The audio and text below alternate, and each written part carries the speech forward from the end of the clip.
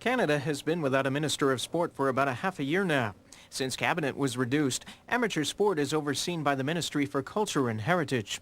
So though sport no longer has a full-time minister, Michel Dupuy is mandated to speak on its behalf. Well, certainly as a helper, sports have to move ahead very much on their own, in the sense they are free, they are dynamic, they don't need government intervention, but they welcome government support. Indeed, Canada's sports bureaucracy has reached the point where it can run things without a sports minister to champion its cause. Yet because it's efficient, and because it's now a mere subset of heritage, the fear is amateur sport will constantly take a backseat to more crucial concerns.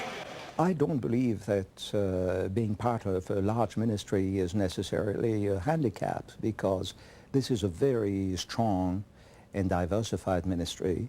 We're only 22 ministers plus the Prime Minister at cabinet table, and therefore I hope to be able to speak with some authority and carry the day from time to the best of my ability and for the benefit of Canadian sport. The Tory government had a task force report drawn up this past summer. It calls for immediate changes. The way ahead recommends more emphasis on the athlete and less government involvement. But it also calls for those sports not considered core sports to get less funding or no funding at all. I haven't looked deeply enough and consulted enough, because consultation is important to me, to form a judgment yet.